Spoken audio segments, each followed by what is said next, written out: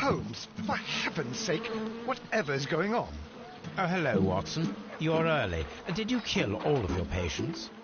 What? Holmes, where have all these wretched bees come from? I increased the temperature of the room so as to prevent them from hibernating. I needed to take a sample of honey. But it worked, Watson. We will have honey all year round. Ridiculous and dangerous. They're domestic bees, Apis mellifera, such industrious workers. Anyway, Watson, I am sorry, but I must leave you. I'm in rather a hurry. You have a new case? Yes, but nothing as thrilling as this experiment. A theft of plants at the Royal Botanic Gardens in Kew. I'm helping a minister who's an old friend of mine. You can join me if you like. Well, I'll admit that I'd far rather accompany you than remain alone here with these workers of yours. Besides, you'll need a helping hand with the flowers you're intending to bring back. Watson, however did you guess? For the great Sherlock Holmes to bother with the theft of plants. Come on, admit that you're planning to spoil your little bees with some rare pollens. Since when did I become so transparent? Let us go.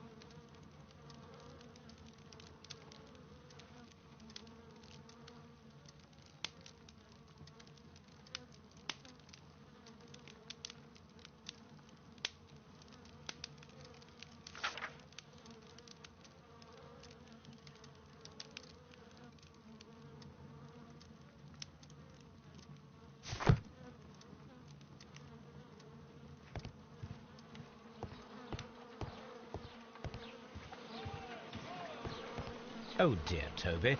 I wasn't aware that you were Watson's new literary agent.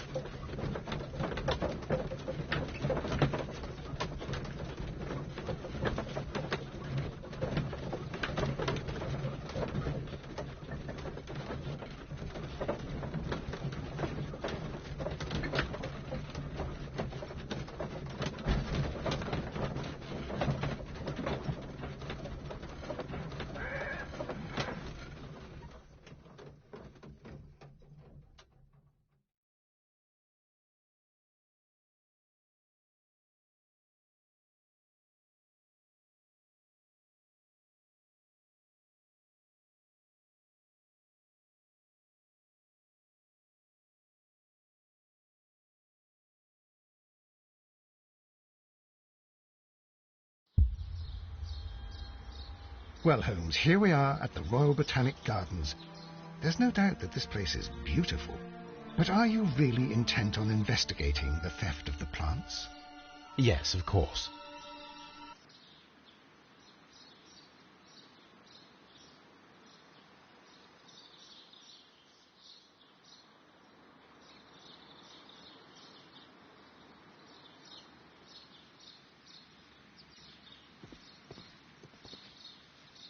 Don't touch anything else, is that clear? Just go and get a bucket of fertilizer, and without turning it over this time. Good day to you, gentlemen. How may I help you? If you are here for a visit, please do come back on Sunday. I am afraid that it cannot wait. My name is Sherlock Holmes, and this is my friend and colleague, Dr. Watson. We are investigating the theft of plants that took place here 5 days ago. A remarkable collection, I believe. So you're the one in charge, eh? A small favour for a friend. Now, to whom do I have the pleasure of speaking? I am Martin Hamish. I am the Deputy Director of Kew Gardens, and that fellow yonder is Albert. He works here. I am delighted to meet you. What can you tell us about the plants? They were rare and exceptional plants. We presented them at our last exhibition. We haven't removed the stand yet. It is still in the large glass house. We only learned of their disappearance the evening after the exhibition, and nobody saw anything. No doors were forced? No, but I would imagine that for a thief it would be fairly easy to gain entry, for there are no guards here. Well, if you don't mind, we will take a look. Now, you say that it is in the large glass house. Yes, the one just behind me. Just a second, since Albert has nothing else to do. Albert, show these gentlemen where the exhibition was held. How many people work here? Only myself, but occasionally 2 students, Albert, whom you have met, and Miss White.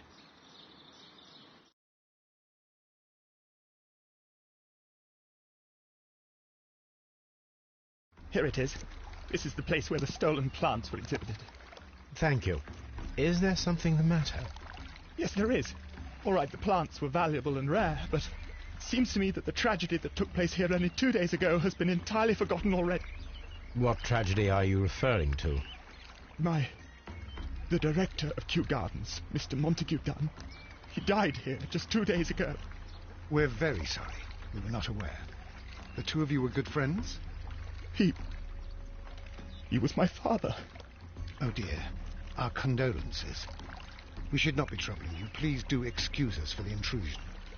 You say that he died here, in the large glass house. Holmes? Yes, just here, near the door to the Colonial Collection. He suffered a heart attack, just like that, so suddenly. It was terrible. Excuse me, gentlemen, but I cannot remain here. If you need me, I'll be in the reserve. That's the room next to the front of the large greenhouse. Of course, we understand.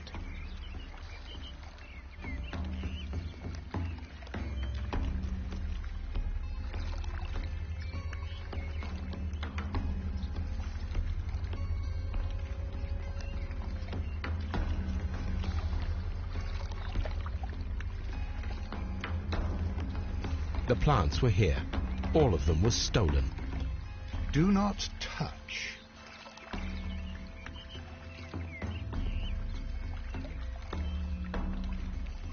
Here is a list of the stolen plants.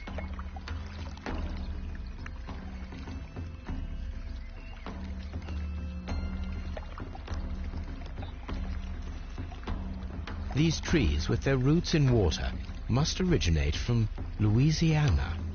Ah, yes, the bayou. I remember our visit in the case of the Awakened. According to Albert, this is where his father, Montague Dunn, was found dead.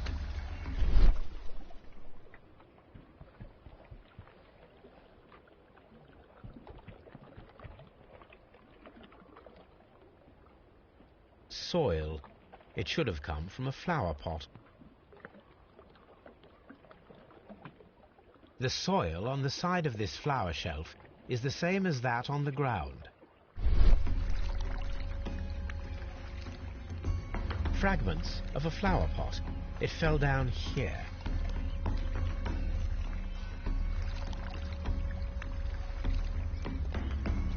This sign is broken. Something heavy was dropped upon it.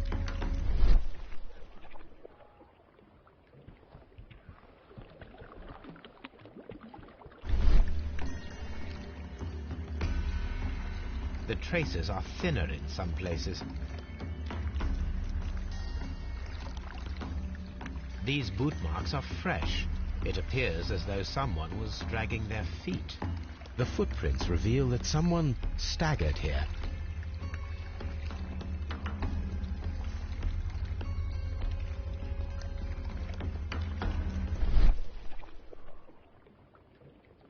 The door was smashed at shoulder height. This door handle is new. It was recently changed.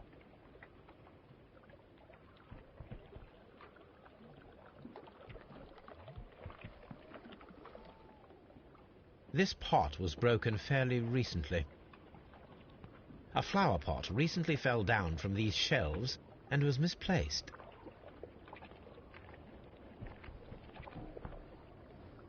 The esconsson was breached near the handle.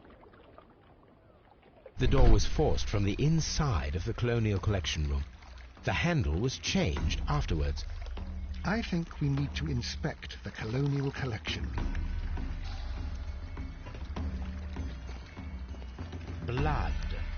Someone fell violently against this sign, and they were injured in the clash. Most likely a head wound. All the clues around here are quite suspicious. I need my imagination to make sense of it all.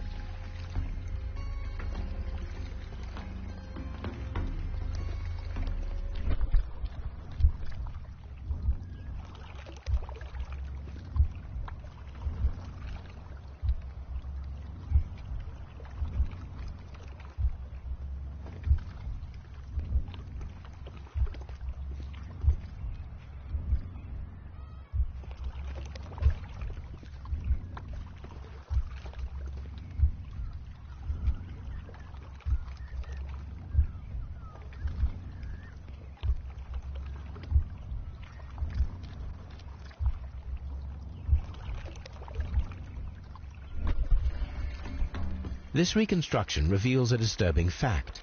Montague Dunn damaged the door of the Colonial Collection Room. He was in a panic, or the door was locked. Was it an accident, or a murder then, I wonder?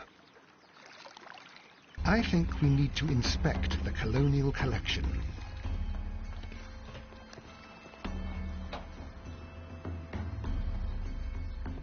Very strange. Half of the Colonial Collection is absent. The smell is strong. It is a detergent.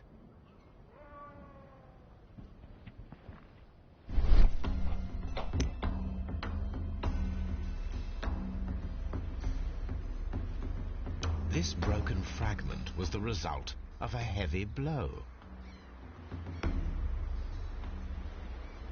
A fragment of marble, most likely chipped from a statue or sculpture.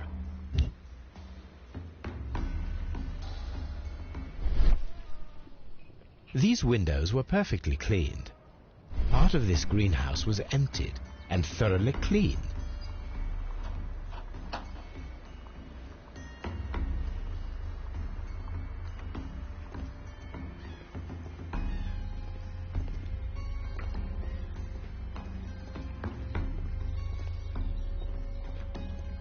These plants come from all the territories of the British Empire.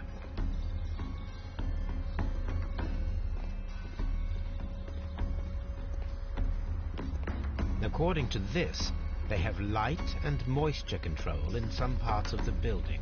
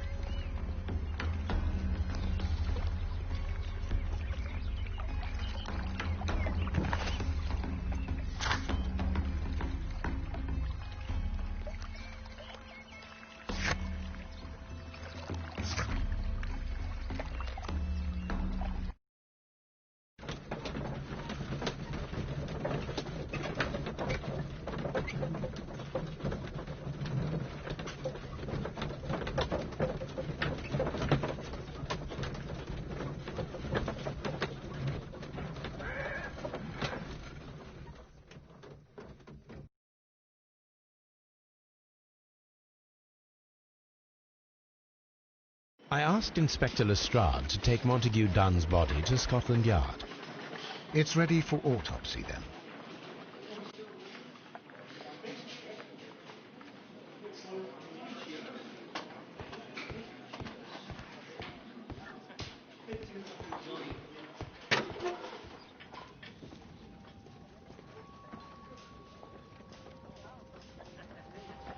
This watch is of great value.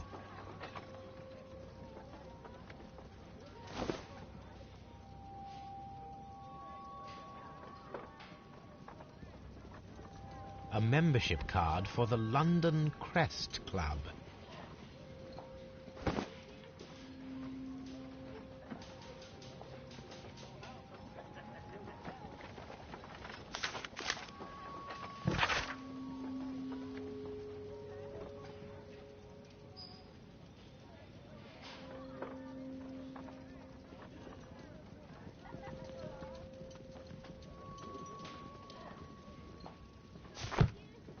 A beautiful feather pen of a good make.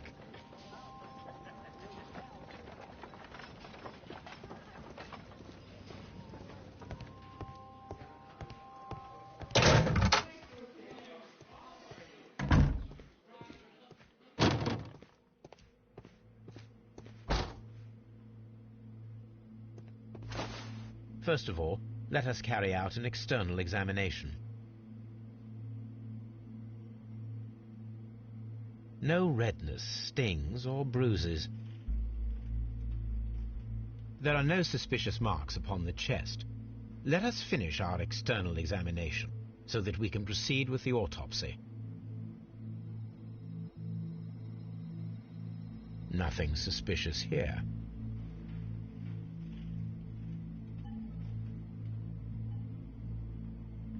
The vessels and the pupil of the eye appear quite normal.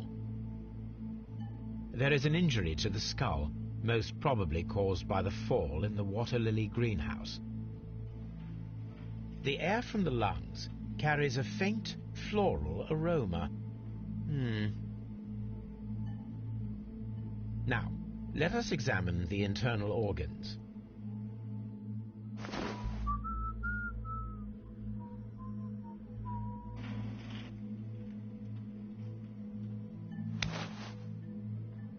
The heart's blood vessels show no pathological signs. The heart tissue shows no visible pathological signs.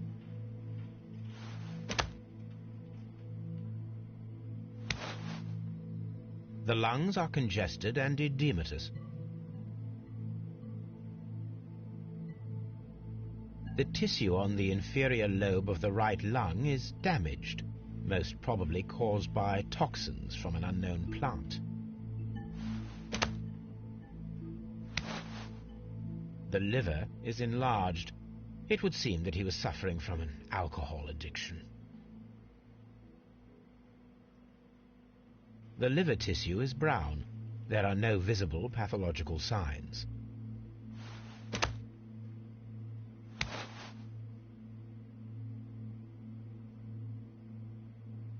The stomach tissues show no visible pathological signs.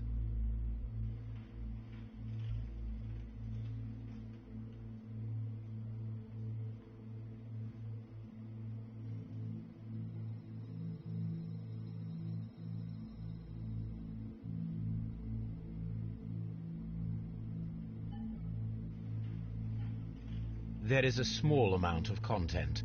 It appears that he breakfasted lightly, only a short while before his death.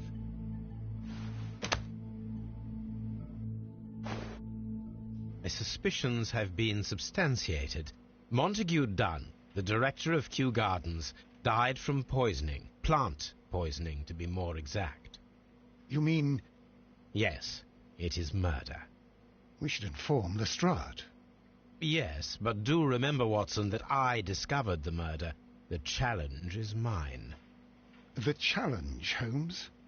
We need to locate that deadly plant. Such a perfect murder appeals to me. Murder of any kind appeals to you. Is that all we need to do? No. We also have the people working at Kew Gardens. Martin Hamish and the son of the victim, Albert Dunn. And also Miss White, of whom we spoke with Mr. Hamish. Should we bring them all here for interrogation? No. A few innocuous questions at Kew will suffice, as well as a discreet delve into their personal affairs. Yes, Watson, it is time now to open the doors. Even those in the staff building? I suppose that is necessary.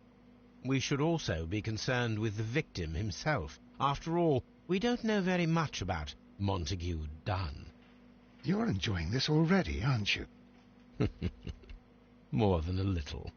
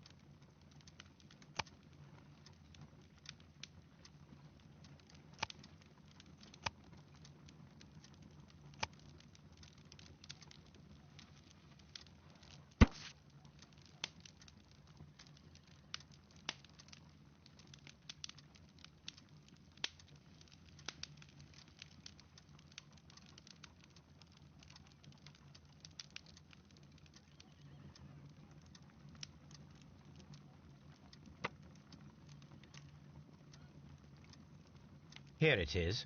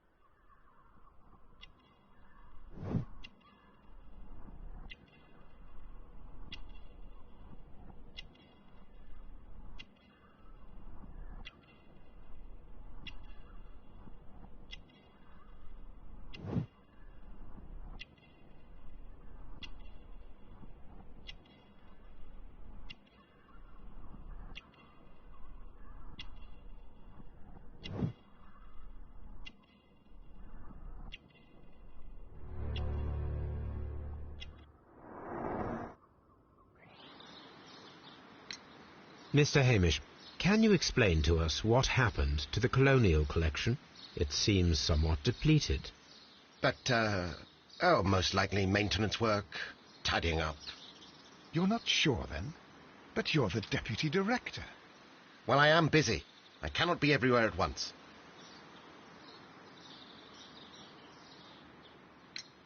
Albert told us about the tragic death of Mr. Dunn, the late director of Kew Gardens. Tragic indeed. His heart attack was quite unexpected. As deputy director, how was your relationship with Montague Dunn? To be honest with you, Mr. Holmes, it could have been better. You see, every Tuesday he would carry out his inspection of the gardens, but it was solely to make an impression, great pretense that he cared at all. He would give out absurd orders, ignoring anyone else's opinion. He would then disappear for the rest of the week. He was what some might call a man of action. I'd say rather he was overzealous and chaotic. So after all, it was no wonder, perhaps, that he ended up like that, if you take into consideration his kind of lifestyle. You mentioned that Mr. Dunn led a particular lifestyle. Well, it's no secret that he enjoyed, celebrating, shall we say. He was a member of the London Smart Set. He was famous for it. That And? He had an eye for the ladies, to put it mildly, Mr. Holmes. Tell me, Mr. Hamish, do you grow the more deadly variety of plant here? You mean insectivorous? Yes, but nothing larger than that. Thank you, Mr. Hamish. We shall continue our investigation.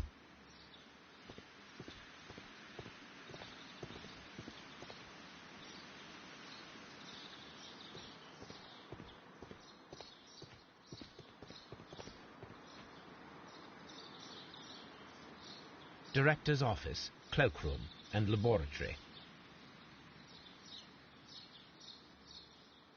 Palm house.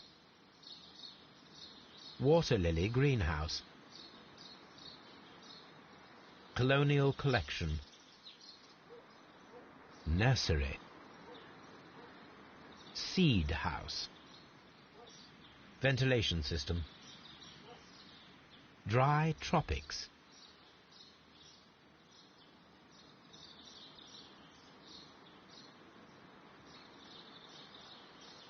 A map of Kew Gardens.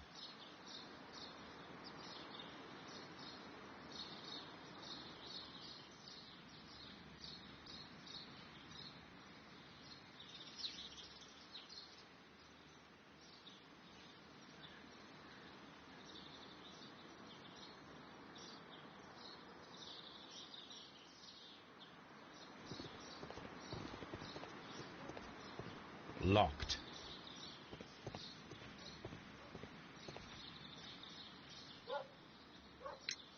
Mr. Hamish, can you tell us who holds the keys to the locked greenhouses? That would be Albert, Mr. Dunn's son.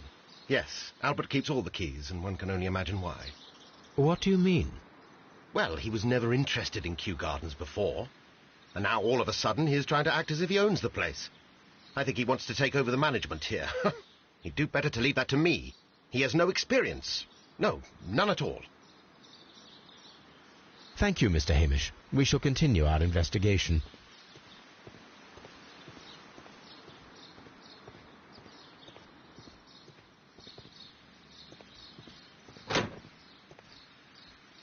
Can I help you, gentlemen?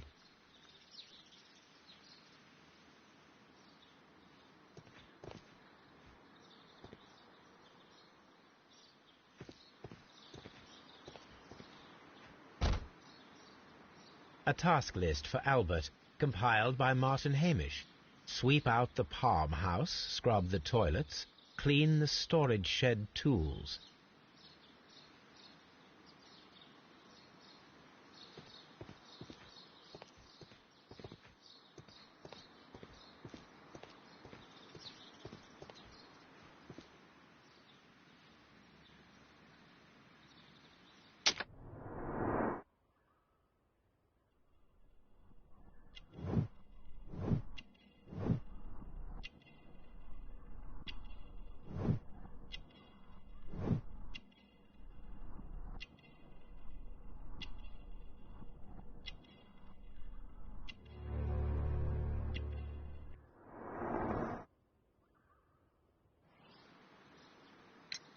Who is Miss Margaret White?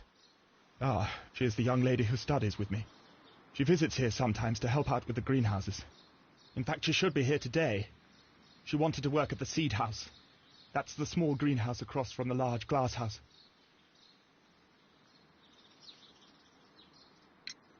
Do you work here? Yes, but part-time only, for I'm also studying botany at the University of London. You're following in your father's footsteps, then. That is commendable. Well, even if botany is not my strongest suit, there are people who say that I could be a good manager. We noticed that a part of the colonial collection has been cleared. Ah, at the moment I'm just dealing with the storage room. I don't know much about the other rooms.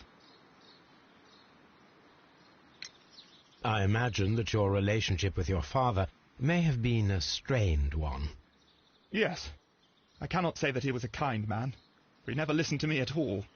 He forced me to work here. But now, after his death, I've been pondering it over. Perhaps he wasn't so wrong about me after all.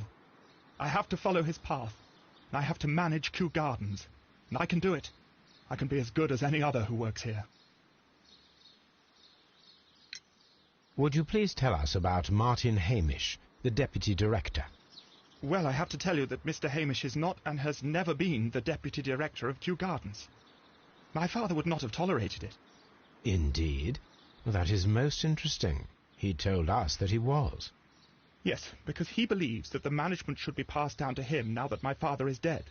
But in actual fact, Mr. Hamish only has the honour of being the garden's longest-serving employee. In fact, if we are to think logically at all, it should be me who takes over the management of Kew Gardens. Do you not have a good relationship with Mr. Hamish? I suppose so. But we have very little in common. Mr. Hamish loves his plants and Kew Gardens, and I cannot say that I share his passion. I see. And how was his relationship with your father? Oh, he hated my father. It was obvious. He would be furious whenever my father boasted of Kew Gardens in the newspapers or at conferences. He was convinced that my father was stealing all of the credit for himself. But my father treated Mr. Hamish in the same way as he treated anyone, dismissively, with indifference. Do you hold the keys to all of these locked doors? Yes, you can have them. But I cannot give you the keys to the cloakroom. The employees' effects are private. I am sure you understand. Thank you, young man. We shall see you again.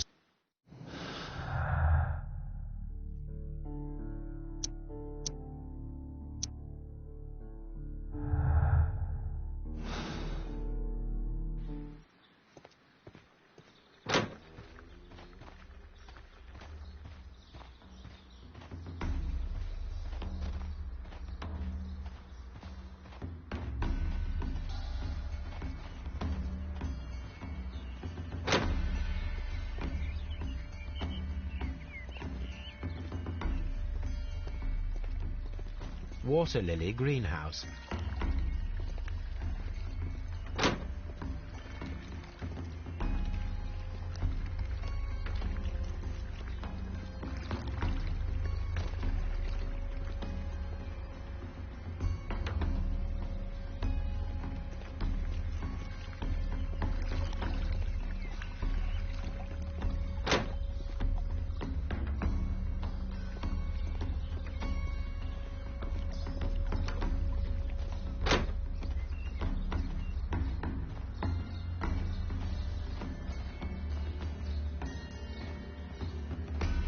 These flower pots are beautiful.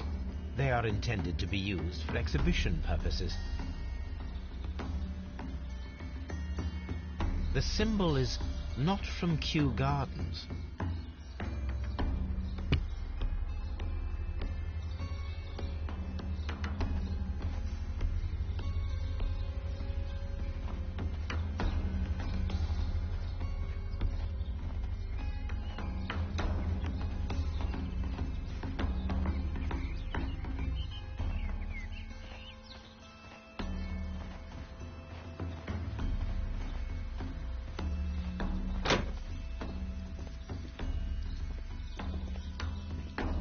Dry Tropics.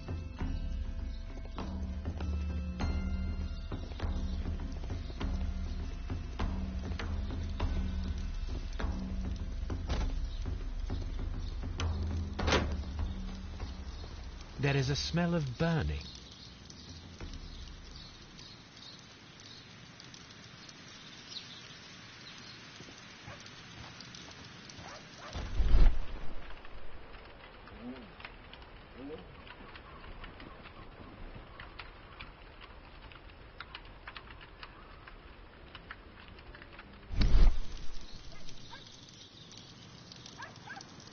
The symbol is not from Kew Gardens.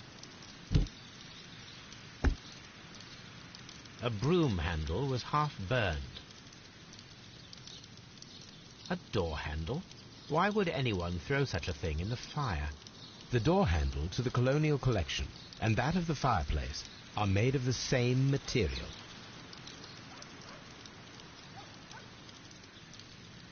The plants were set alight fairly recently. Some have not completely burned. A protective mask.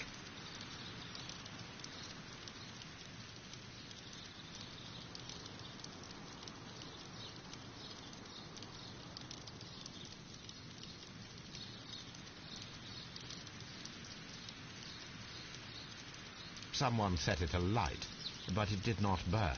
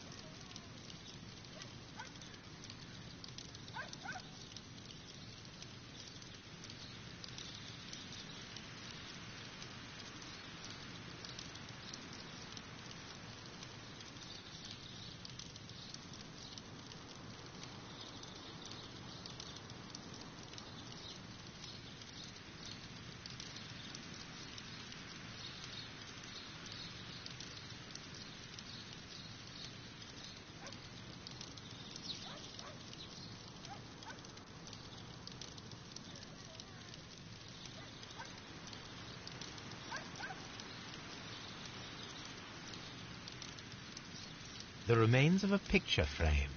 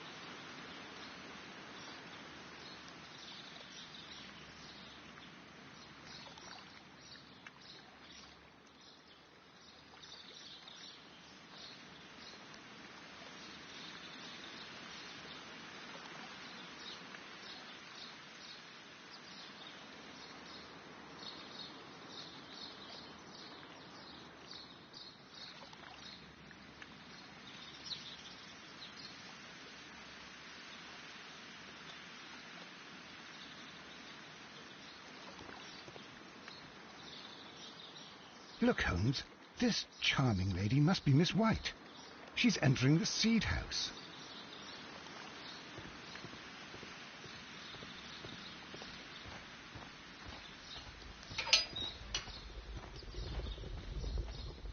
A water tank. A ventilation system. It should regulate the temperature of the staff buildings.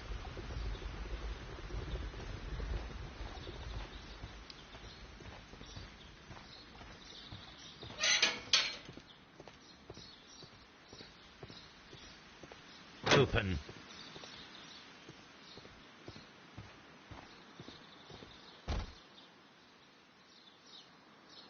Good day to you, miss. You have some very beautiful plants here. Why, thank you, sir. And good day to you, too. But... Oh, I do beg your pardon. My name is Dr. John Watson. This is my good friend, Mr. Sherlock Holmes. I am honored to make your acquaintance, gentlemen. My name is Margaret White. Excuse me, but are you Sherlock Holmes, the great detective? Yes, I am he. What a pleasure to see you here at Kew Gardens. Are you working on a case?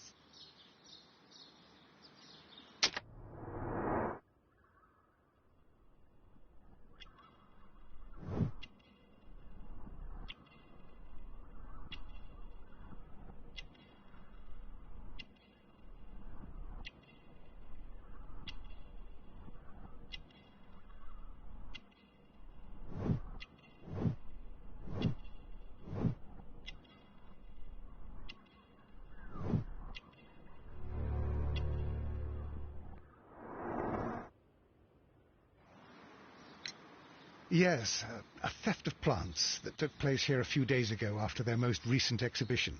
Oh, yes, of course. I quite forgot about that. Oh, it's quite understandable that you might forget about the theft of the plants, miss, after the tragedy that took place here. Yes. The director was a truly good man. It is such a terrible misfortune. Would you happen to know why part of the colonial collection was cleared? No, I have never been there. Do you work here? Part-time only. I am a biology student at the London University. I attend the same classes as the son of Mr. Montague Dunn. That is how I found my chance to work here for part of my thesis, you see.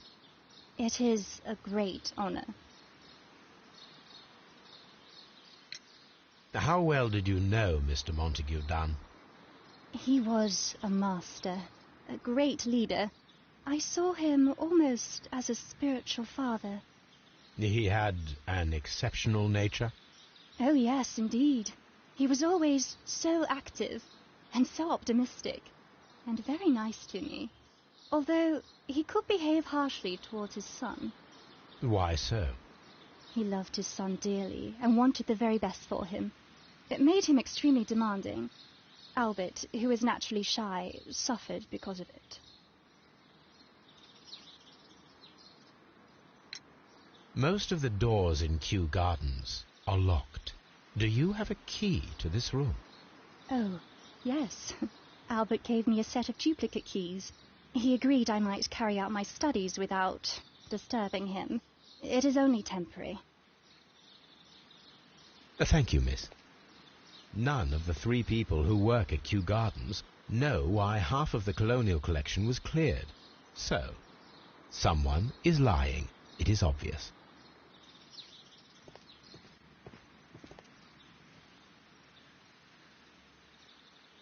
Materials for college study. They belong to Albert.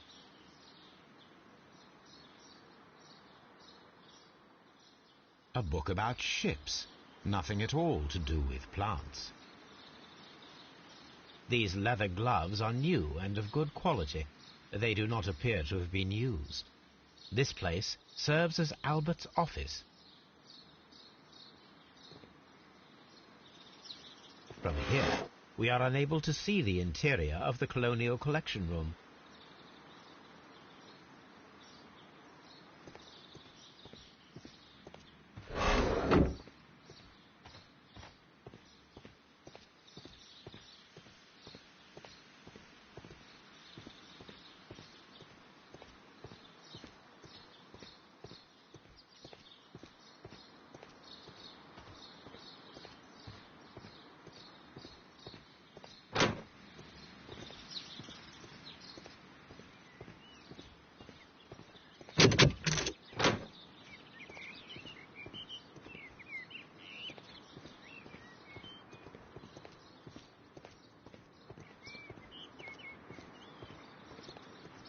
The seeds of plant species are stored here.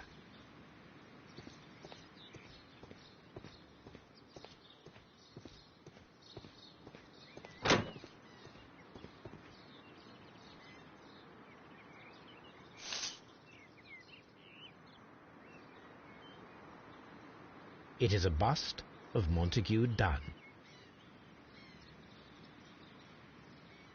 I am curious if the marble that we found will fit this place.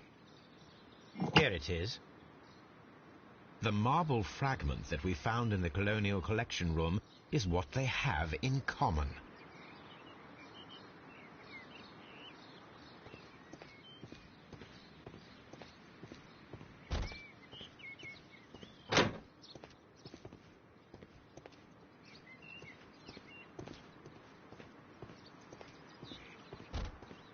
These young plants must be delicate if they are kept in the nursery.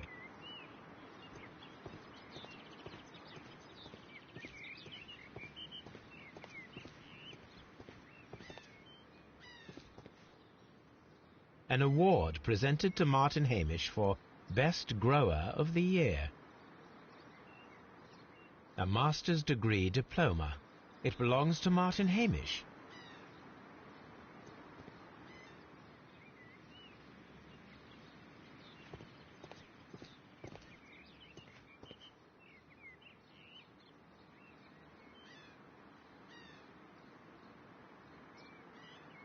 A thesis written by Martin Hamish. A glasses case. It is empty. This area serves as Martin Hamish's office. We can see the interior of the Colonial Collection Room from this window.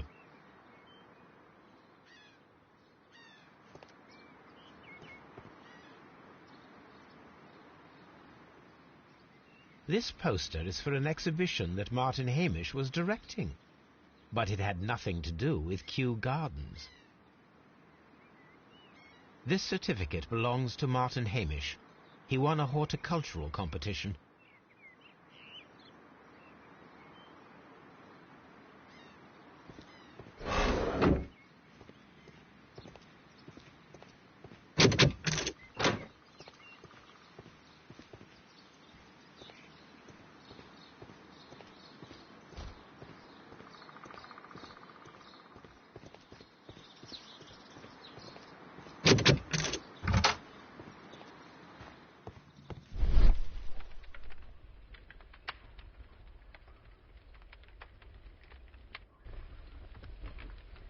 There was a bottle here. It left behind a trace of the substance that pervaded the laboratory. Gold dust? Good heavens. What's it doing here? The gold is almost immune to chemical attacks, so it may be a valuable auxiliary for various experiments. But why would anyone perform such experiments in a botanical garden?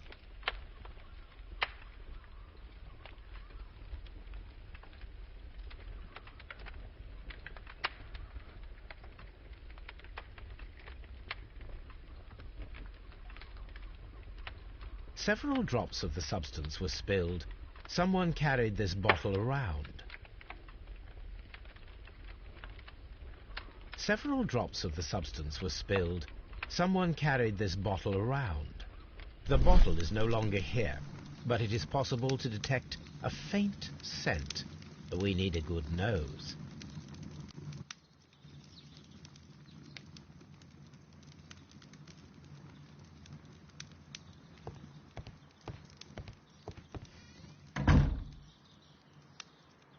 Such masks are generally worn when dealing with toxic chemicals.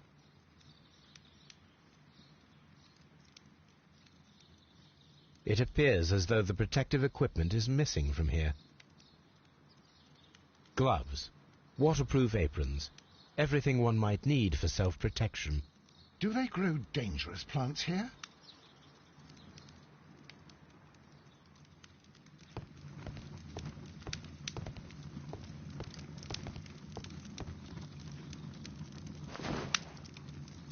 A botany book.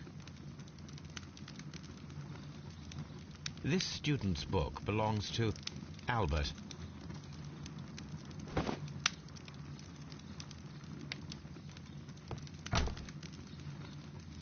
Chemicals, a sufficient quantity for some serious experiments.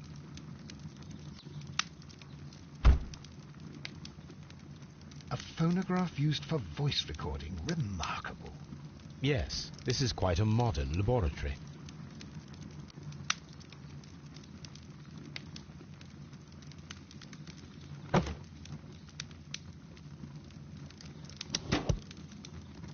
Martin Hamish's perception of the plants.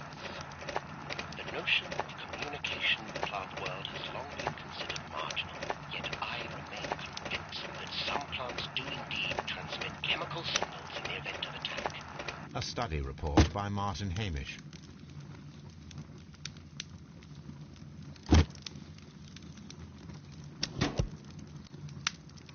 And it seems clear from these multiple experiments that plants do respond to their environment and have a form of consciousness. Margaret White, February 1895. Report number 245. Study report.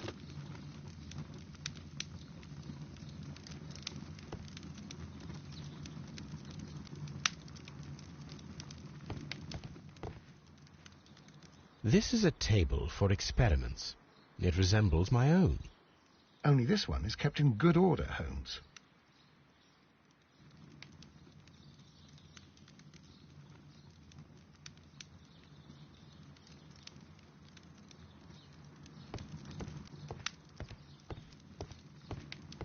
Locked. Holmes, Albert Dunn didn't give us the key to this door. It does not matter. We will open it.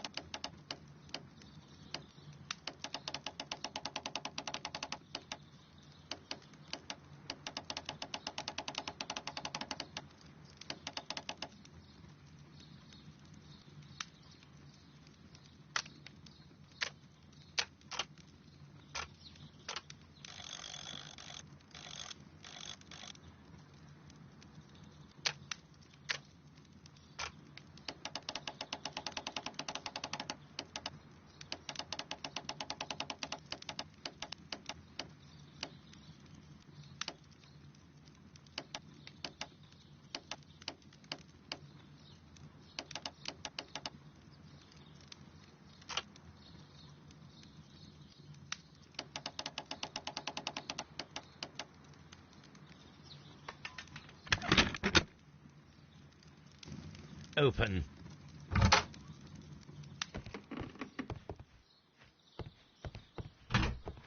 Miss White's locker.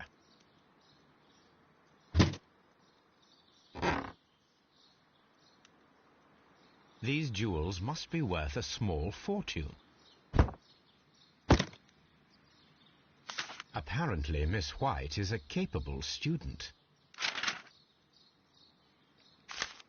A draft of the letter that Miss White sent to her parents.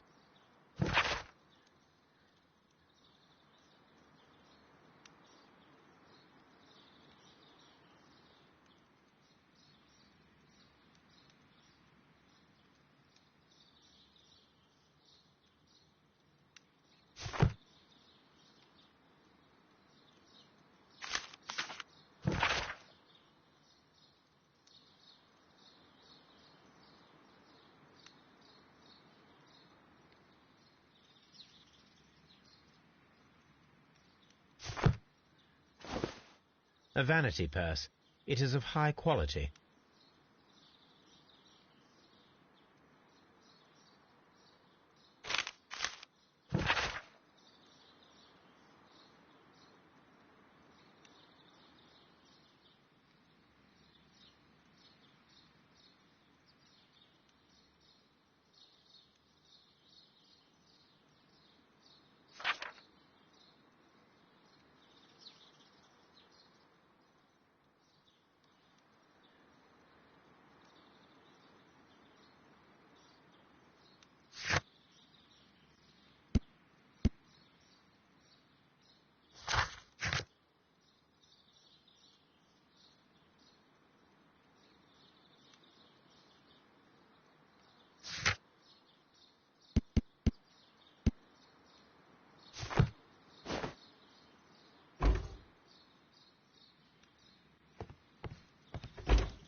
Martin Hamish's locker.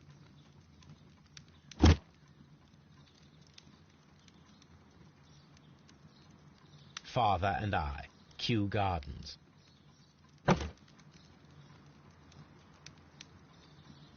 A review on rare and exotic plants. Martin Hamish has written several pieces.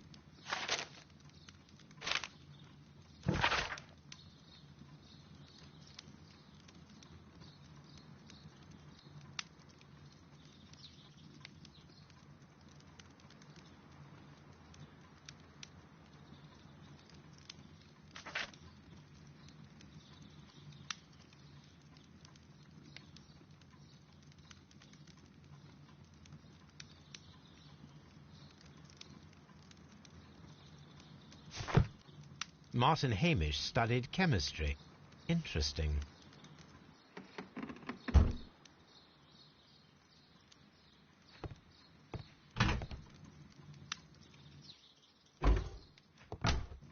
Albert's locker. Specialist articles on shipyards and ship construction. Albert Dunn has a great passion for shipbuilding and the sea.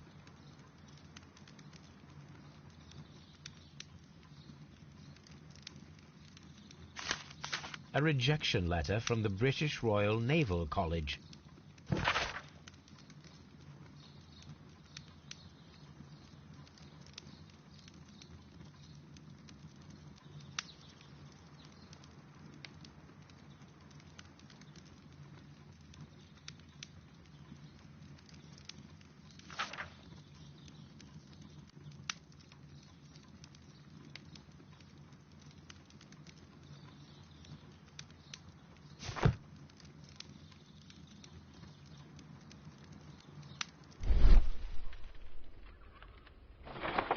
Picture of Miss White and Albert in front of the University of London.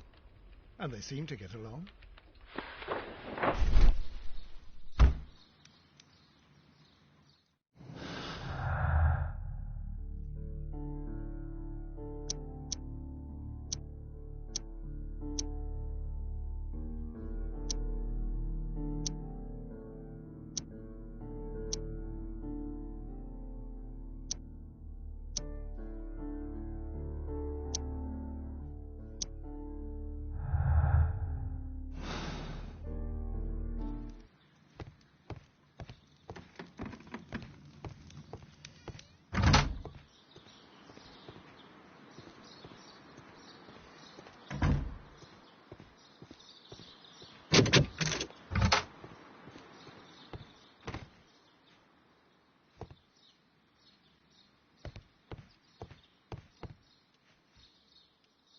photograph of Montague Dunn and Reynold Hamish.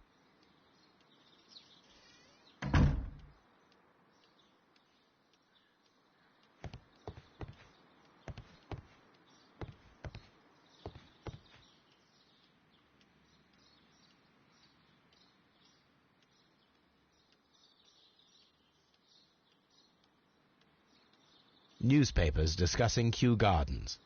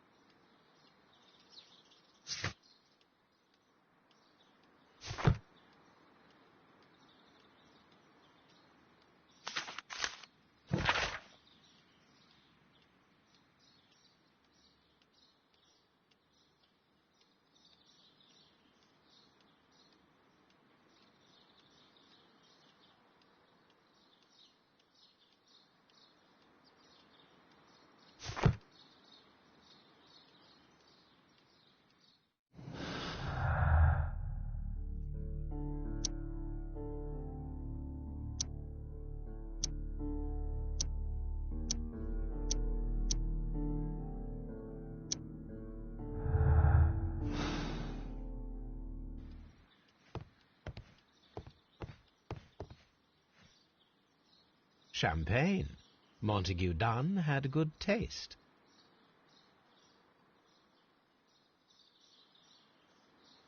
French wine, a remarkable vintage.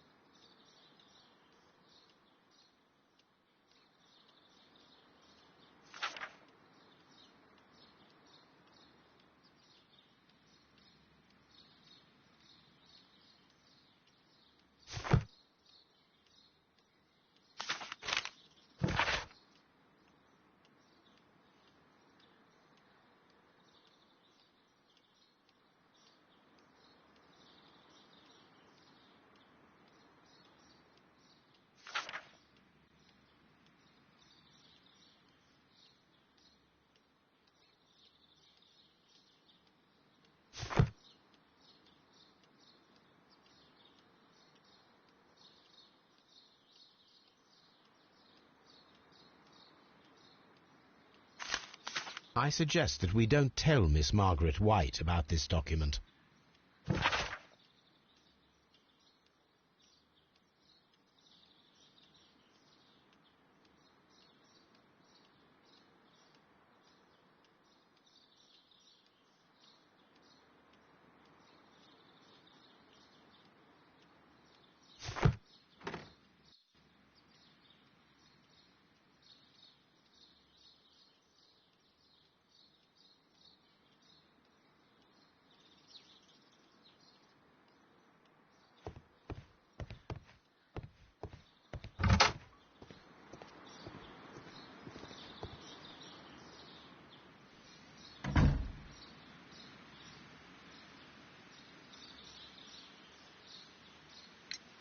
What is your opinion of Albert as a student of botany?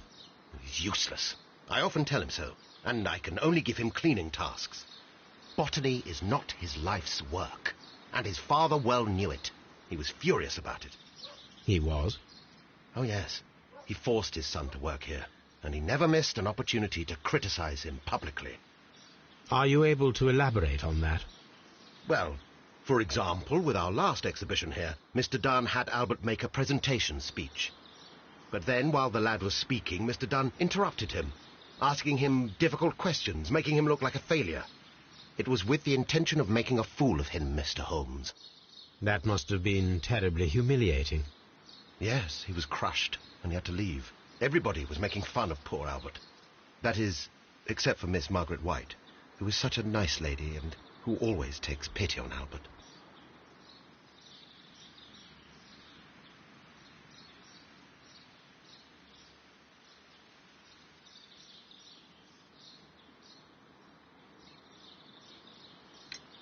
You mentioned a Miss White. Would you tell us more about her? She is a student who works here part-time. She is quite charming indeed. She possesses a great talent for botany. You should take a look at some of her experiments that she carried out in the laboratory. Ah, if only she were not so naive. Why naive? The way she used to flutter around Mr. Montague Dunn.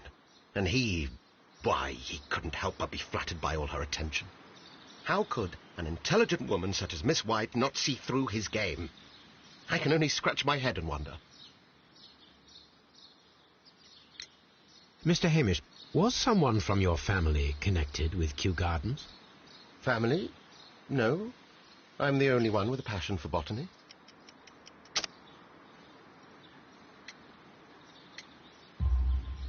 I do not think so. This photograph of you and your father at Kew Gardens suggests the opposite. Ah, but you have no right to. Do tell us more about your father.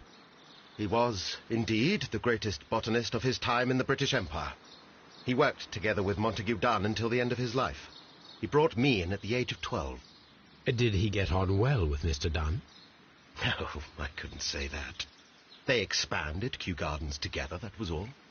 And it was all my father's work. But Dunn always lived the high life.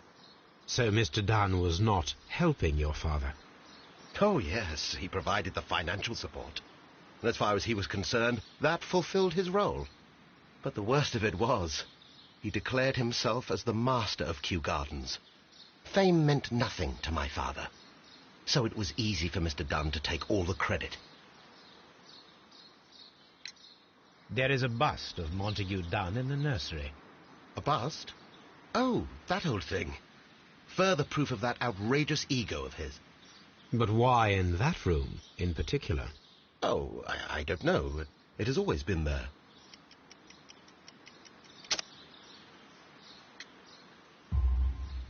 It is strange, because I recovered a fragment of the bust inside the Colonial Collection Room.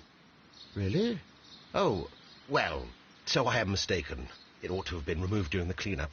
This room is so small. Do you know who moved it? I have no idea. Surely Mr. Dunn requested it. Do you have any more questions like this? Because fragments of rock are not my responsibility. Evidently. Thank you, Mr. Hamish. We shall continue our investigation.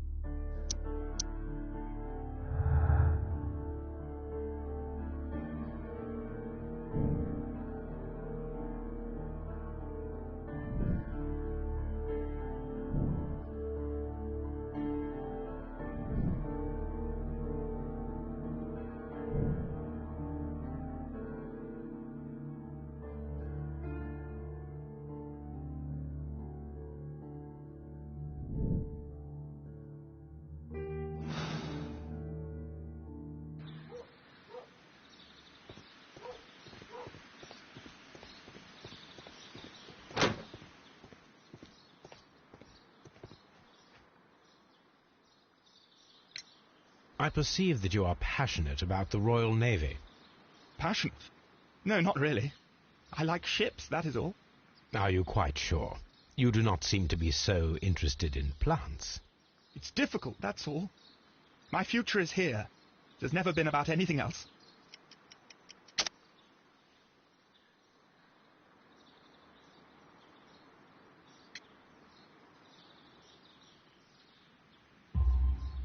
And yet I know that the Royal Naval College rejected your application. Ah, you truly are as clever as they say. Yes, that's correct. And in fact, my father was strongly against the idea. He did his best to ruin my plans, although I almost did succeed. But my dreams were shattered, Mr. Holmes. Thank you, young man. We shall see you again soon.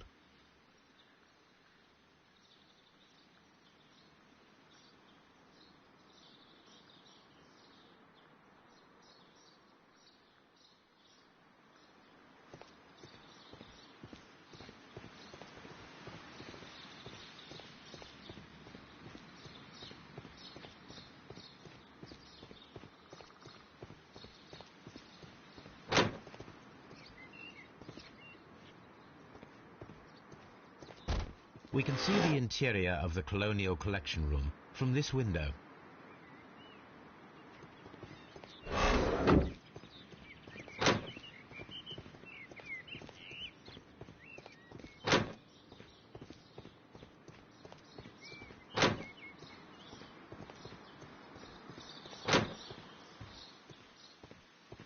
Poor Mr. Montague Dunn. It is so awful. Poor Mr. Montague Dunn. It is so awful.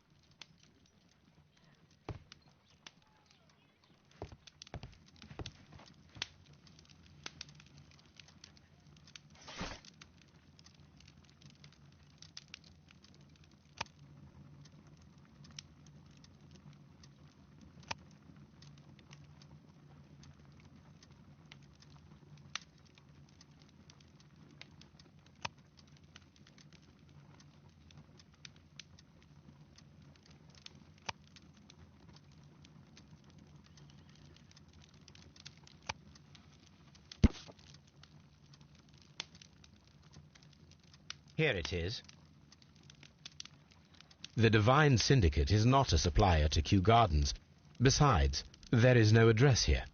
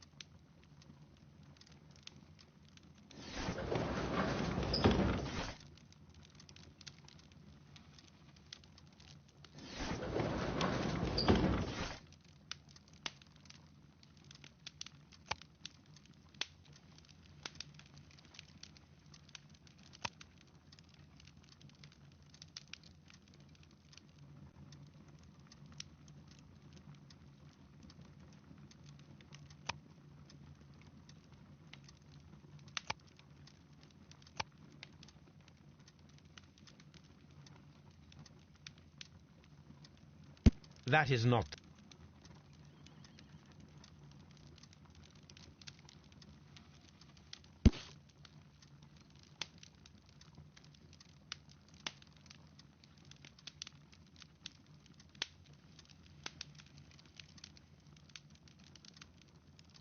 Here it is.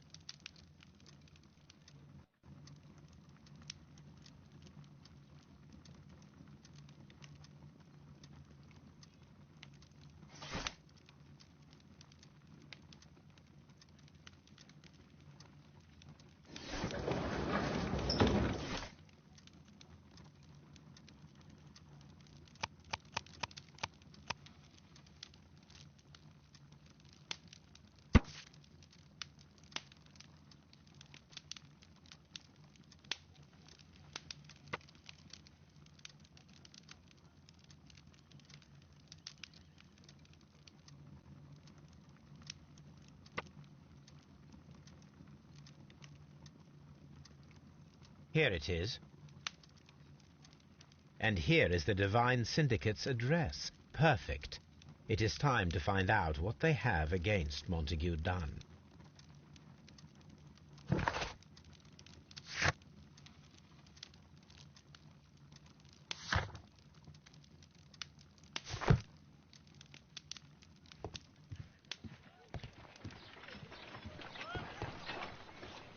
Come on, Toby. We have some work for you to do.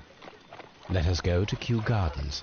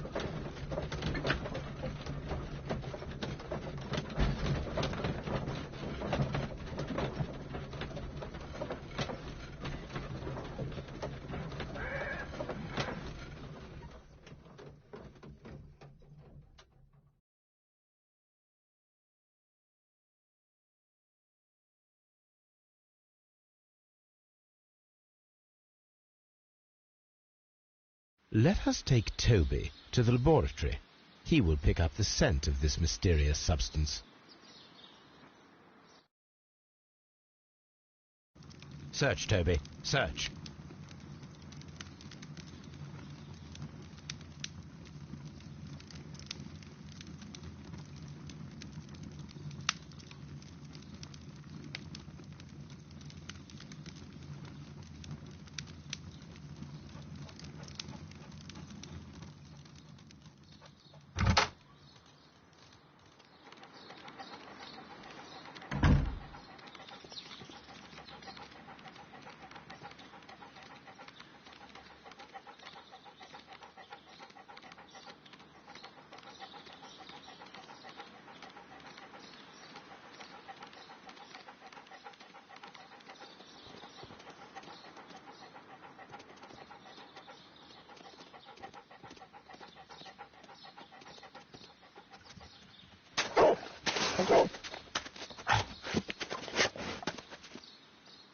Congratulations, Toby. Now let us see what you have found. This is the bottle that was used in the laboratory. It was buried here. There is still some liquid remaining in the bottle, with gold flakes, a tiny caterpillar. Not surprising to see one in a garden, but at the bottom of a bottle.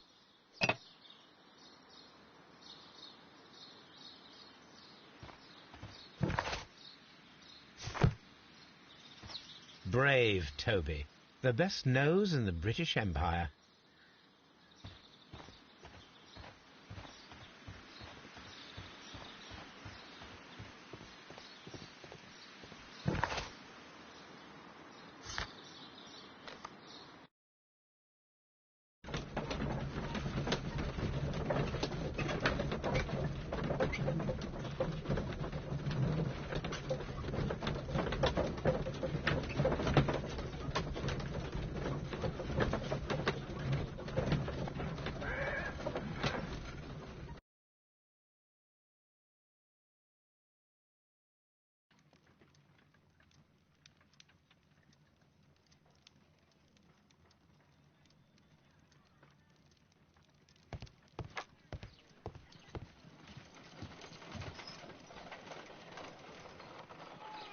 Let us determine just what we have found here.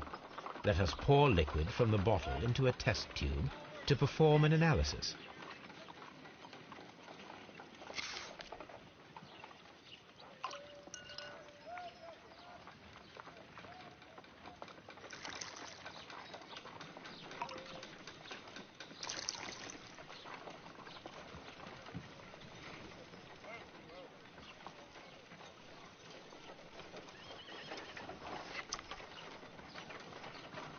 A colorless, water-based liquid.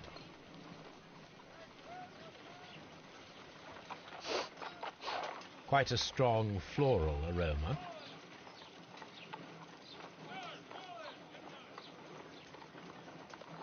Holmes? What are you doing? It has a bitter taste. What if it's poisonous? Did you ever see poison stored in enormous jars like that? Anyway, there is a doctor nearby. So what do you think it is? It is some kind of organic compound. Let us vaporize the liquid and see what happens.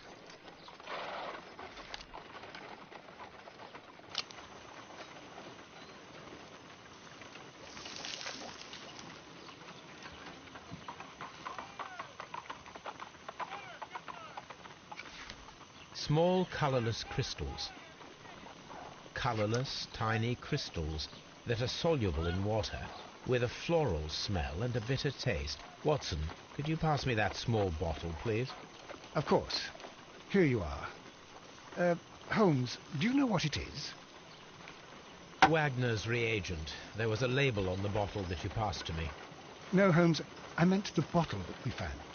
Let me add the reagent and see if there is any sediment, and then I shall tell you.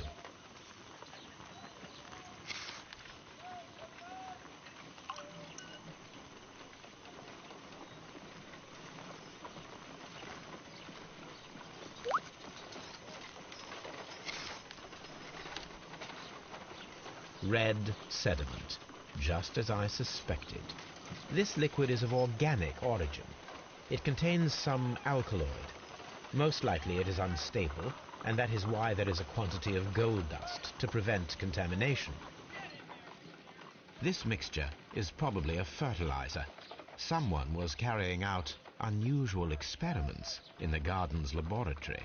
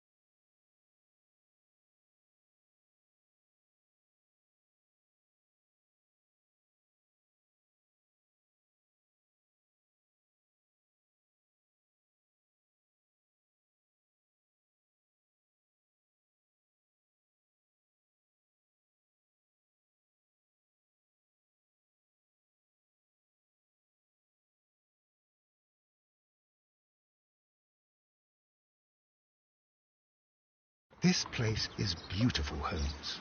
Its atmosphere is remarkably soothing. Let us find someone who could help us.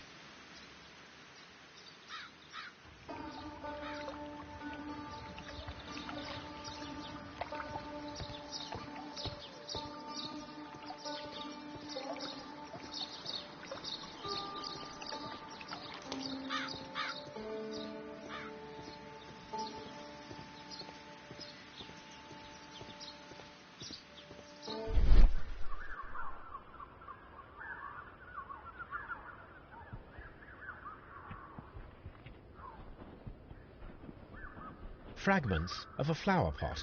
It fell down here. A fragment of a flower pot.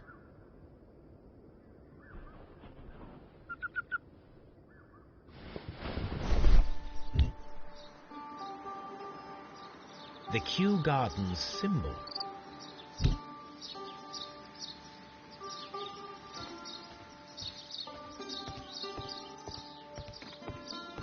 Locked.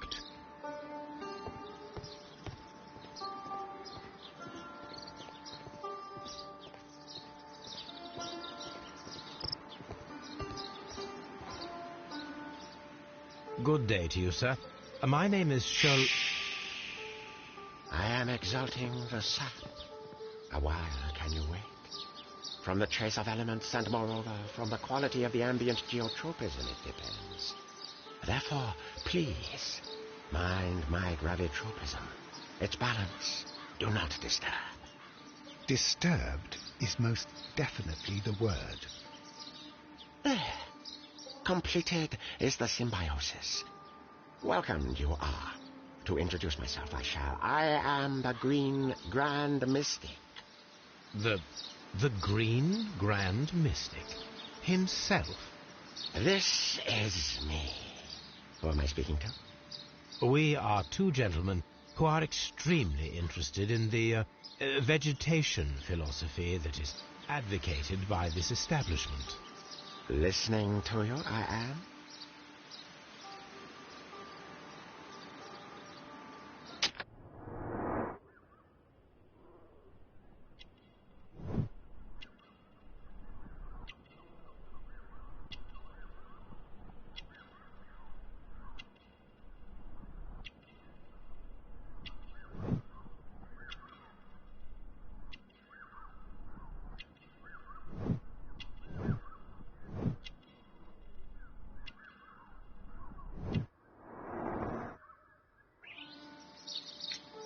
We should like to take a look around, to immerse ourselves in the wisdom that emanates from here. It is a school of anastomosis, the divine scholastic syndicate for vegetation veneration and meditation. You may say, the divine syndicate, glory to the eukaryotic. Only true devotees, those whose hearts are ready to spermatophize in sharing of knowledge, are permitted to physically enter our vegetable kingdom and its wisdom. And to be permitted, you must earn it. Yes.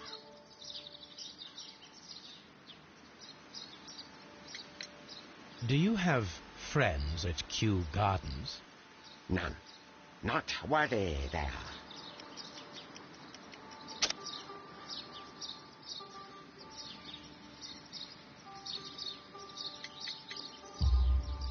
Nevertheless, we have seen Kew Gardens flower pots in your yard. How could they happen to be there? What? Our sacred place you permitted yourself to search? Sacrilege. No, really now. There was a theft of plants at Kew Gardens a matter of days ago, and we believe the pots we found here may be connected with it. Please tell us, were you involved? No. Those plants were ours. They had stolen them from us. How so? Their director, Dump, I believe. Done. Yes, that's what I said. He borrowed from us 3 of our sisters for the exhibition at his green-fly-infested gardens. But he never gave them back to us. Excuses and imbecility. So we went in and saved them. I see. So, if you stole those rare plants from them, then it means... Ah, I get it. Bravo, Holmes. I think the case is solved. No, we did not steal. We saved. Well, as a matter of fact, we were unable to find our 3 plants. I beg your pardon. And yet you took all of the exotic plants from the stand. They had disappeared. It was the least we could do. They stole our sisters, and so we stole theirs. Green Grand Mystic, we are ready to become devotees and gain access to your temple. What is the name of our Lord, our God King?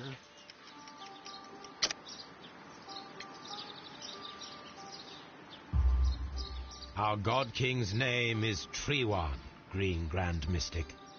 Oh, la. Good, good. I like you.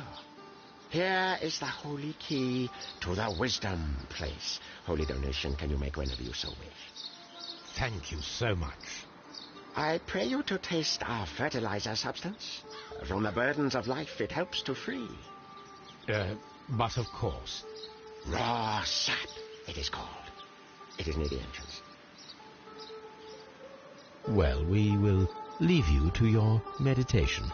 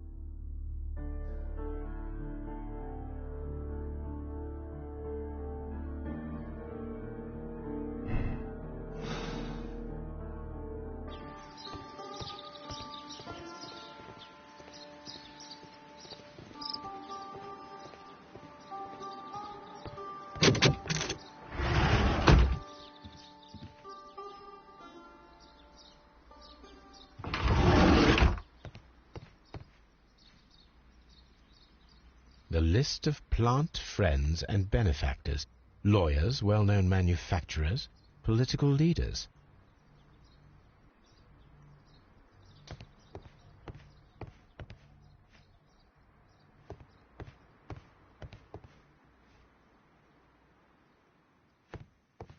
This door is locked, but I can try to open it.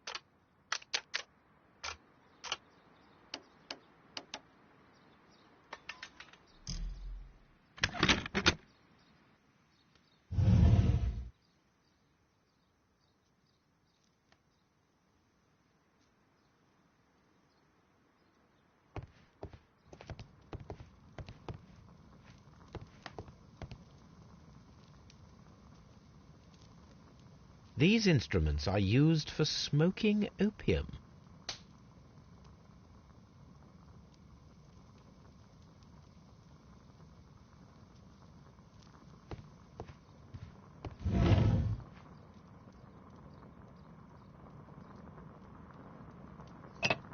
This substance is an alkaloid, the same as in the bottle we found in the bushes at Kew Gardens.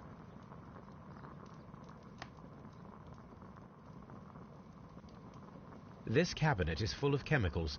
They are the same as the ones we found in the laboratory at Kew Gardens. That would be enough to perform the most difficult of chemical experiments.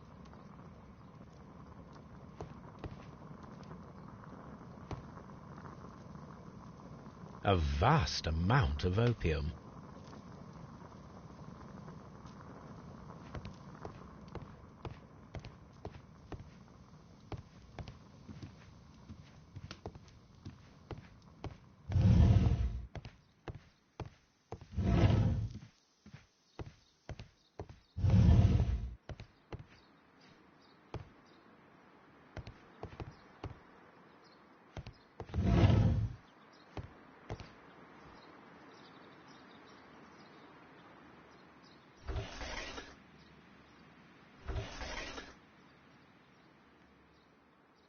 Caterpillars. They are raised as food for certain plants. Let's take them.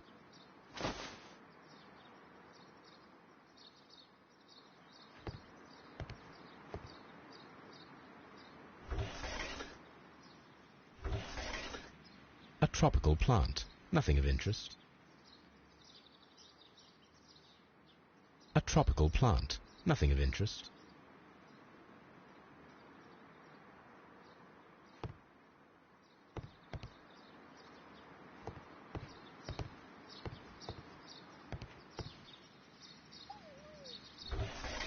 A tropical plant. Nothing of interest. A tropical plant. Nothing of interest.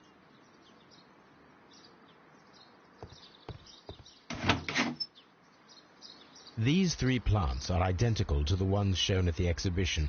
I shall take them.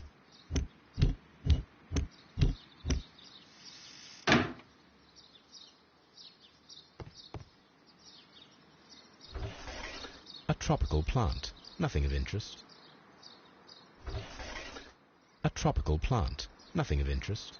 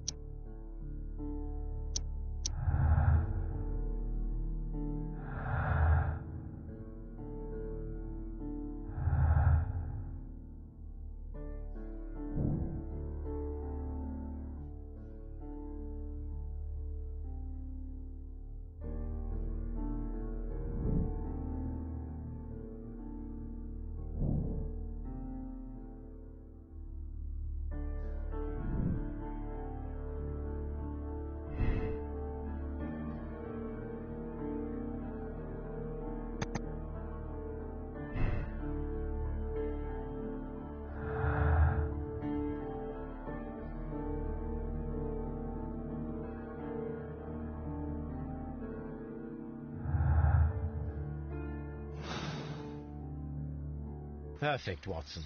We can begin our experiment.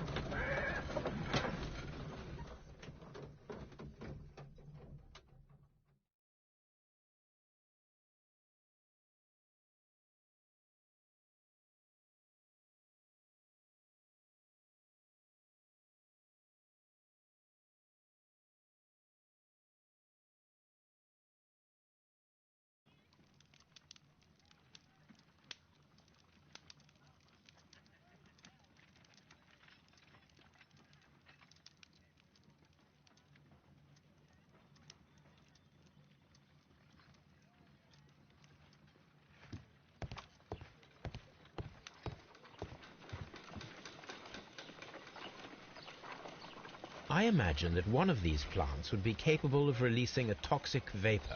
I need to find out exactly how it could be done. I shall begin now. Watson, if you are at all optimistic to have dinner this evening, then I'd recommend that you put on the gas mask.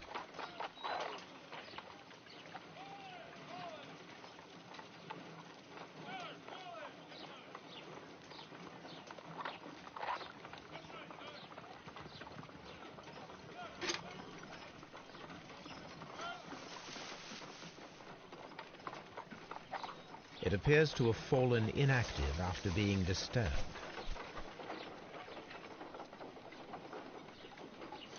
No reaction.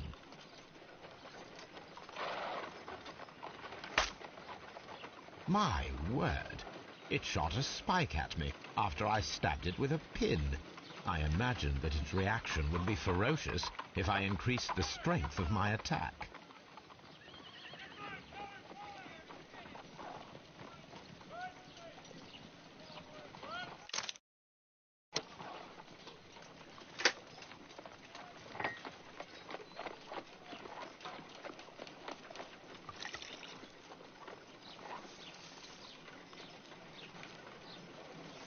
This plant becomes inactive after being drenched with alkaloid.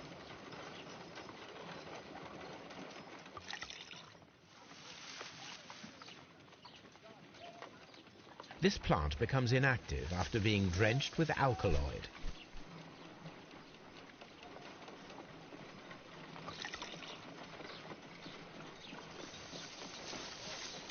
It appears to open after being soaked with alkaloid.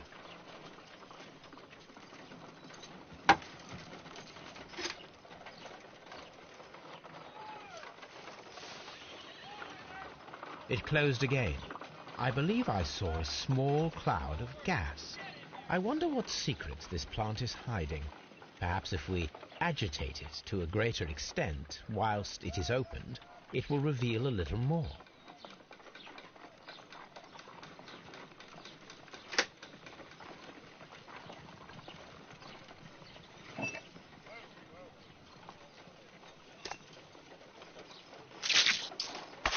How interesting. What a strong and effective defensive mechanism. I am interested in what might occur if the prickly plant should shoot at it.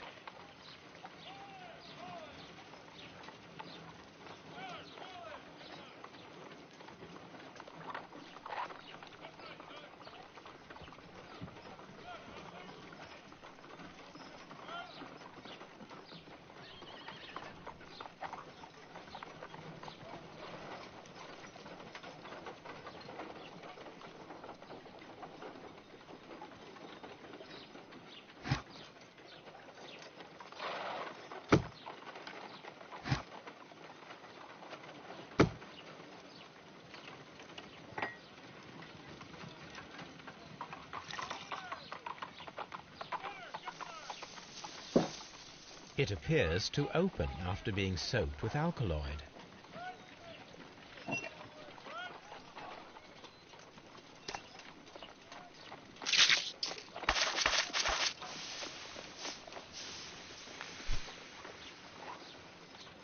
Toxic gas with spores. Extraordinary. The plants would be capable of killing only if they were directly next to the victim and stimulated at precisely the right moment. Let us take our caterpillars to the Colonial Collection Room. We may see things more clearly there. It is too early, Watson. Our suspects will be there.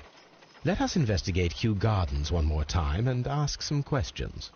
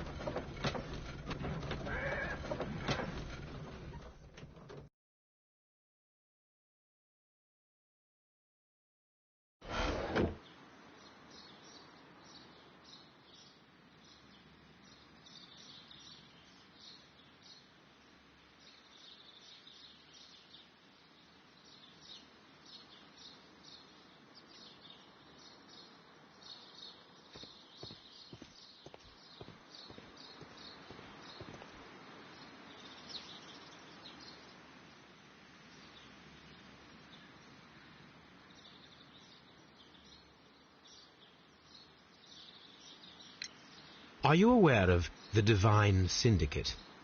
The Divine what? Is this a joke? No, I am quite serious. What a ridiculous name. Anyway, I have never heard of this syndicate. Can you tell me if you saw Mr. Montague Dunn on the day of his death? Yes, of course. I met him, and we went to see Albert, his son, at around 9:30. He appeared quite calm. What were you doing on the morning of the accident? After paying multiple visits to Albert, I had a little talk with Miss White. Then I returned to my desk to complete some paperwork. Suddenly I observed that Mr. Dunn was not feeling well, so I ran immediately to fetch Albert. I clearly remember that it was around 10:30, for I was late that morning. Thank you, Mr. Hamish. We shall continue our investigation.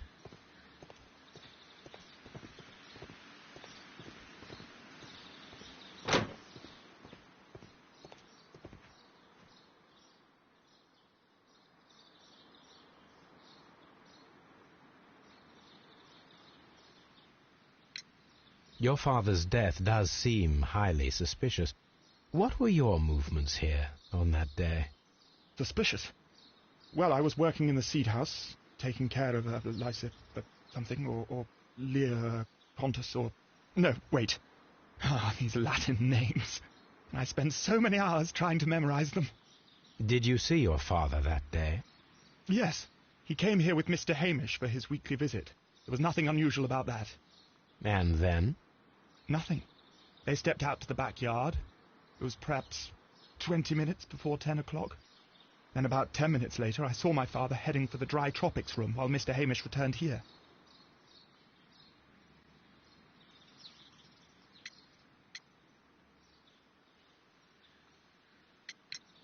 Tell me, have you ever heard of the Divine Syndicate? No, I cannot say that I have.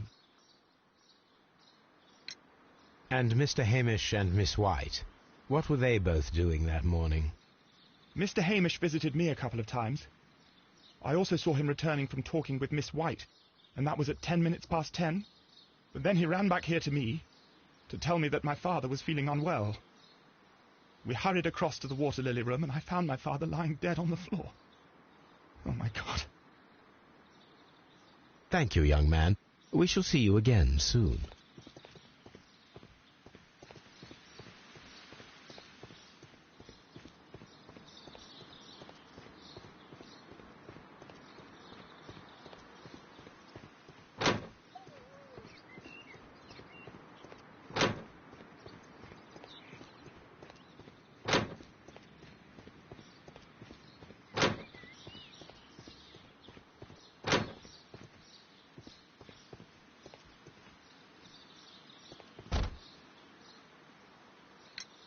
Can you tell me what Mr. Dunn was doing upon the day of his death?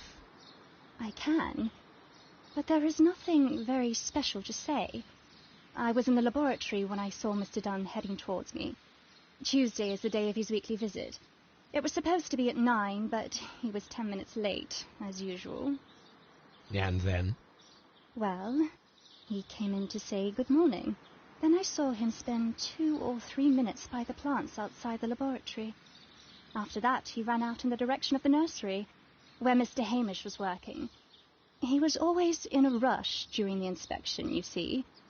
I would pity anyone who stood in his way. And that was the last time you saw him? Yes. I stayed in the laboratory until 20 minutes to 11, when I heard the cries of Albert to Mr. Hamish from the large glass house. I joined them as soon as I could, for I knew that something must be very wrong. What exactly were you doing in the laboratory? I was recording an experiment for my thesis. I only stopped my work once when Mr. Hamish visited me briefly around 10 o'clock.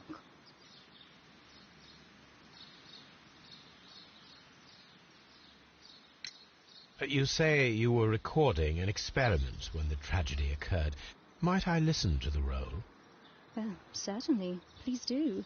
You will find it in the laboratory. It is number 320. The Divine Syndicate. Does that name mean anything to you, by any chance? Not at all. But it is a very pretty name. Thank you, miss. Everyone has gone, Holmes. The way is clear.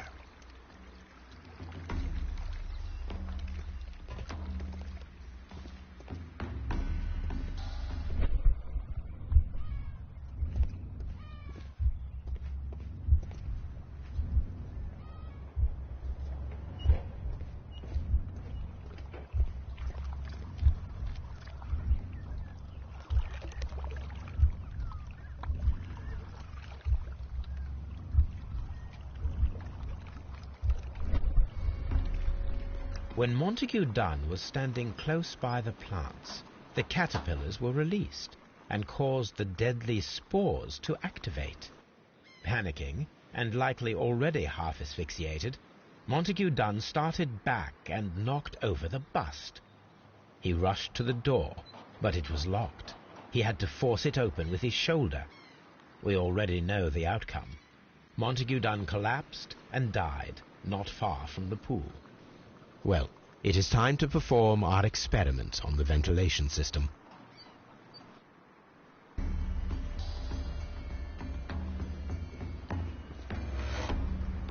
The caterpillars could only fall from the ventilation duct. Our caterpillars are in place. I'll activate the ventilation system so that they fall down. Watson, stay here and observe. All right, Holmes.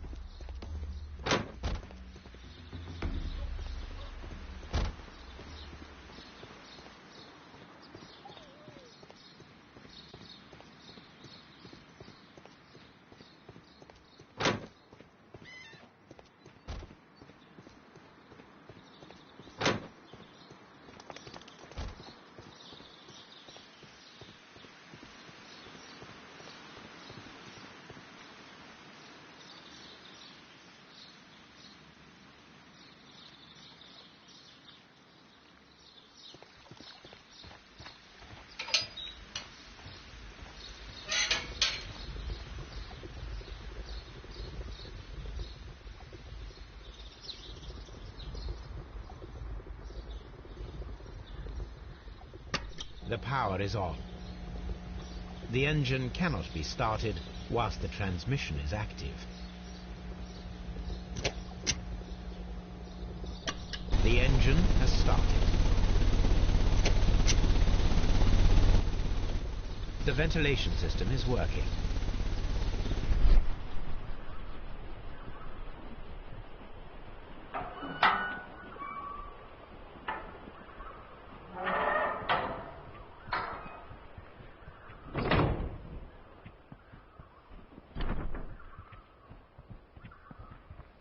Excellent. This ventilation fan is working.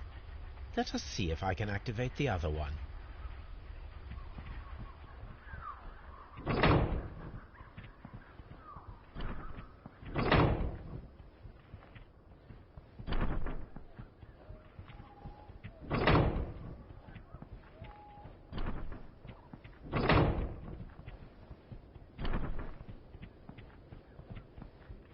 Perfect. Now I just need to find Watson to check the result.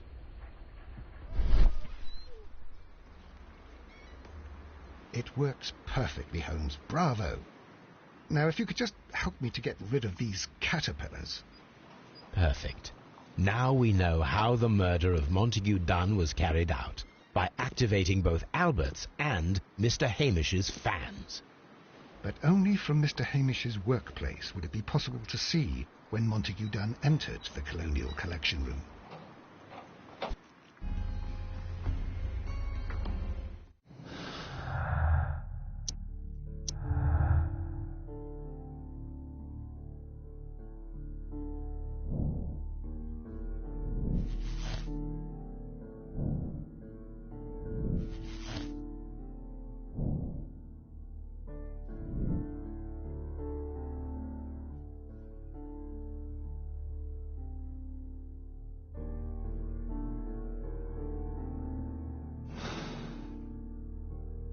Let's go to Scotland Yard.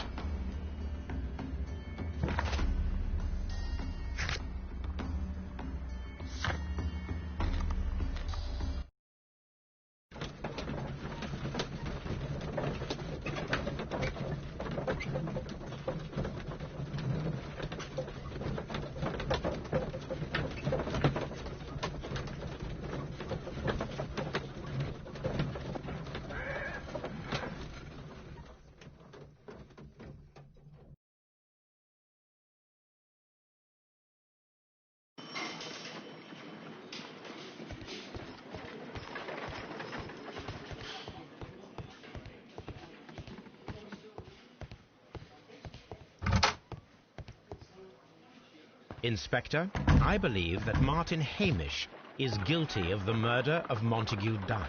Aha! I knew it. I'll send the lads around to arrest him. Very good. I shall wait to hear from you.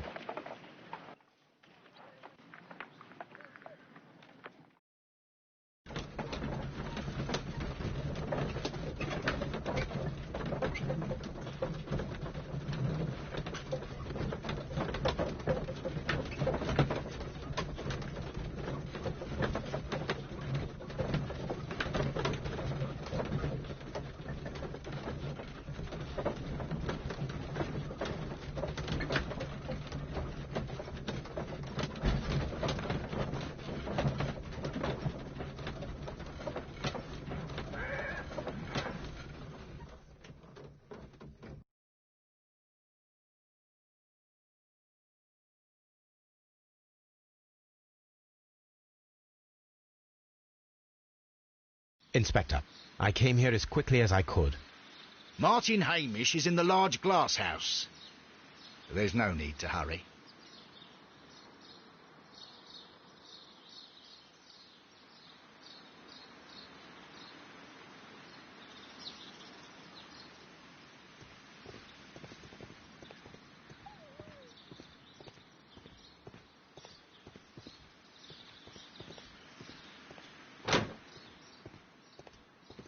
Harm House.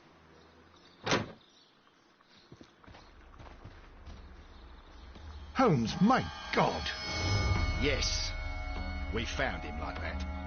Our messing around with the ventilation system didn't go unnoticed. Mr. Hamish realized that we knew. Inspector, could you arrange the body, please? I should like to examine it.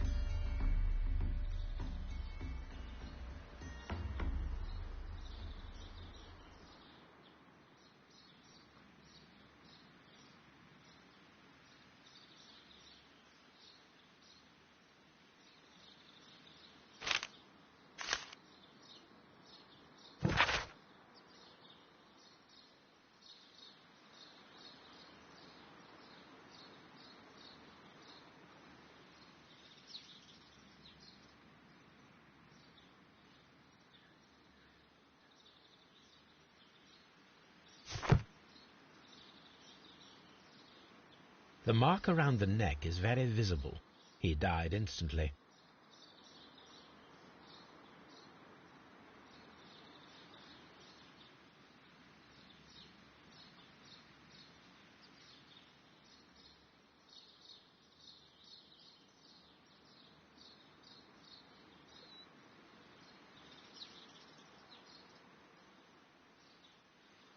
Holmes, his left shoe is unique. This anomaly is often a characteristic of... A club foot. Bravo, Watson. That is the key element of this case.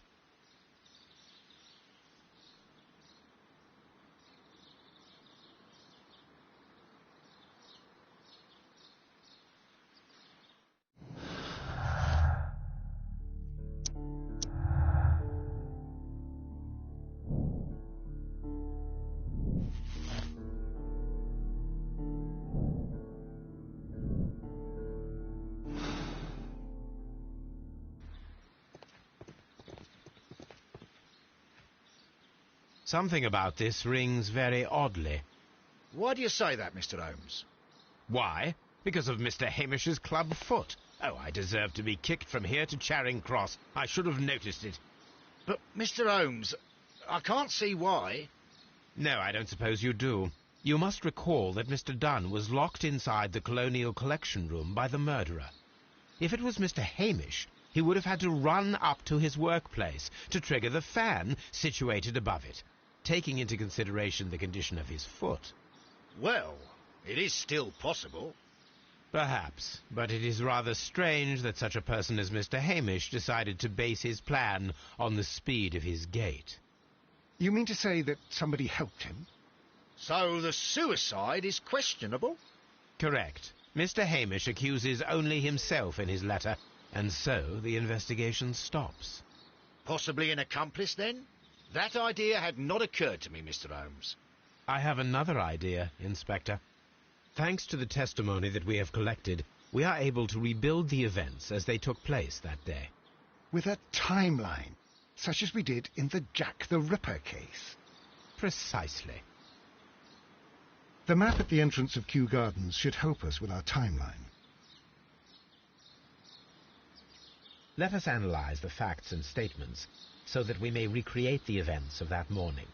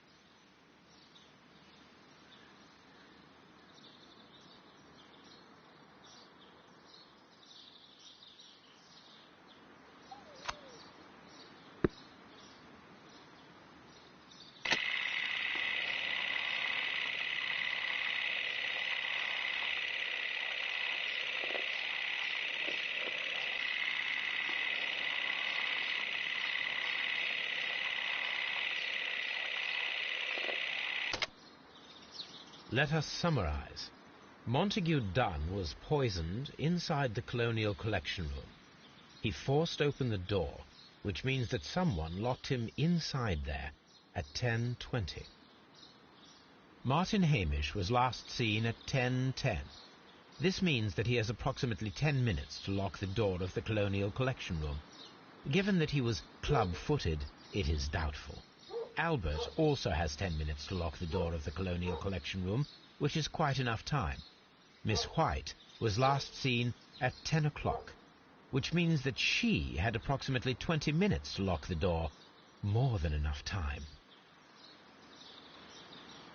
Perfect, Watson. Now, let us ascertain who assisted Martin Hamish in killing Montague Dunn.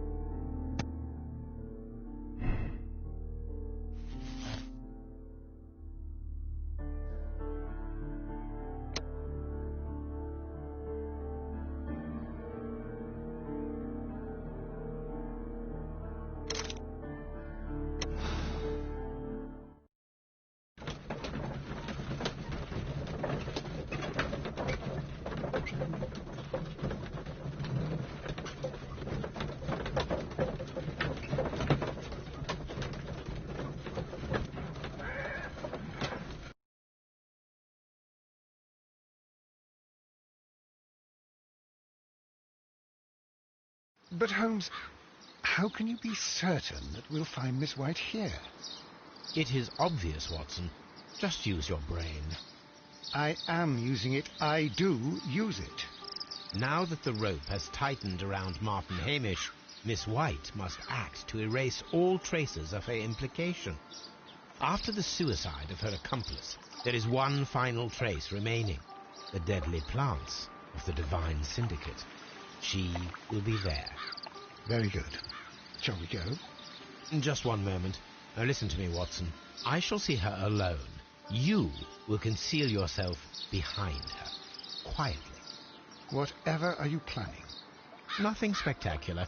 The impulses of women have always been a mystery to me. But she is a bold one, and so we must be cautious. All right. You can count on me, Holmes.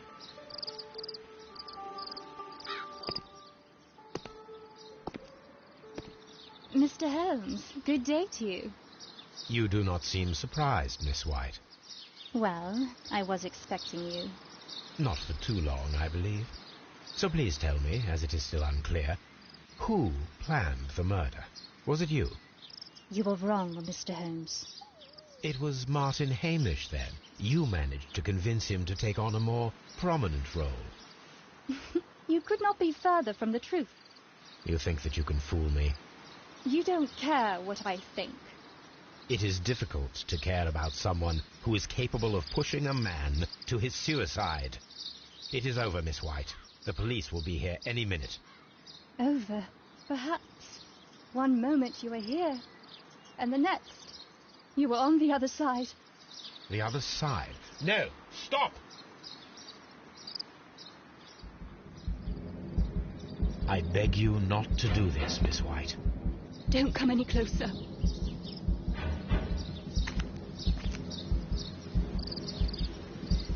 Please remain calm.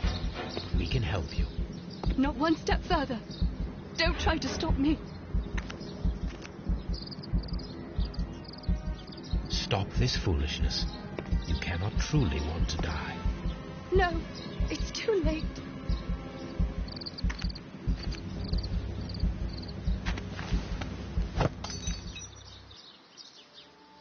Well done, Watson. She was not faking.